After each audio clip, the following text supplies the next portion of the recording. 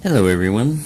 So I cut out a short little video of the hot glue gun fiasco. There's little residual pieces of it lying around. I realized that I have adhesive heat shrink. So what I have done is those pieces of zip tie, I put in there, sandwiched them in there on either side of the metal. And you can go with either rigid side out or smooth side out. I went with smooth side out because that's just the way it's shaped, it's smoother on the outside. But it's up to you how you want to do it. And I was just going to show you the finished, handle, but then you would miss the most fun part. Now, you can use a heat gun or a hair dryer or whatever, but there's nothing quite like using a lighter. You should start in the middle. If you've got a long section of heat shrink, kind of like hit one side and the other is the way I do it. What you're trying to avoid is some like bubbles and wrinkles and stuff. And if you start from one end and work your way down on the other like I usually do, you'll wind up messing it up.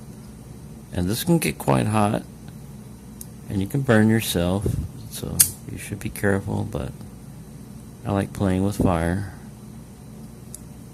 And it's going to leave a little soot this way and everything. I left a little bit of heat shrink residual on the other end. This is where you get to find out how hot it was. Not too bad. And then I just continue along. You don't want to go too far away from the unshrunken. Kind of like the rule of thumb on heat shrink usually is it'll shrink to half its diameter. Most of them are usually rated at that. So, I mean, if you've got a 10 millimeter heat shrink diameter, it could shrink down to 5. This one fit over it pretty snugly. I think it was like a 9 millimeter or something. I got it from Banggood. I tend to cook the end a little bit there just to make sure the glue is all set. Same with this end. You can cook too much. I've set them on fire before. So there you go. It's all kind of sooty and everything. It's still hot. You can burn yourself. Ouch, ouch. If I need to trim any down, I'm going to take an X-Acto knife and you can trim it down. But this is fairly good. It's fairly kind of octagonal, if you look at it like that. And it's still warm, but I like it. Not going to burn me too much, see? Didn't have a blowtorch. You can use one of those little like torch type ones and be a little bit better with it, but nice, just big lighter. So there you go. That's the handle I went with. It's not as aesthetically pleasing as maybe nice wood grain or clear Lexan or whatever, but this was just handle selection. This is the handle that I selected. You can select whatever you want. I am interested in how people join handles on because the hot glue gun method didn't work. I was going to I had even thought of doing a double-ended pick before I had done this, but then you've got the problem of, alright, it works good as you've got a Bogota and a hook on the other end, but it's kind of awkward. It's going to be overly long and one end's going to be, anyway, I decided not to do that. Now all that's left is sanding and finishing this up right here, and I'll have a video on that, and then I'll take a micrometer or a caliper to the end here. It started off, I believe these were like 25 thousandths or 23 thousandths. I'll have to look at the package. But that was the main advantage to going with these blanks is the diameter. The windshield wiper blades were a little bit thick, and I had access at the time to a belt sander, and I could take care of that pretty well.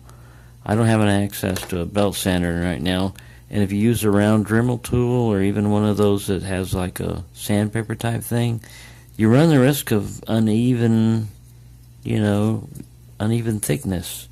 You can dig down too much and not enough. A belt sander, at least you've got a whole flat surface to work with. Or even better is to get it in the diameter that you want already. And that's what I did in this case back when I had money. And now I'm just playing with my toys that I bought. So there you go. That's the handle that I did. And I like it so far. I'm just going to, like I said, finish up the pick. And we'll almost be finished with how to make a Bogota. You can make hooks and stuff are a lot easier, and weird shapes, you know, are even harder. But it's really whatever your imagination wants as far as making a pick, really. You don't need a whole lot of tools. You've seen what I was using. And some of this is kind of exotic, you know. I mean, as far as like a bench vise, you don't even need that. You can just have a pair of vice grips, you know, or a strong pair of pliers or something. And if you don't have a Dremel tool, you can use needle files, a whole set of them. You know, you can get it like at Walmart or any place like that for like less than $5.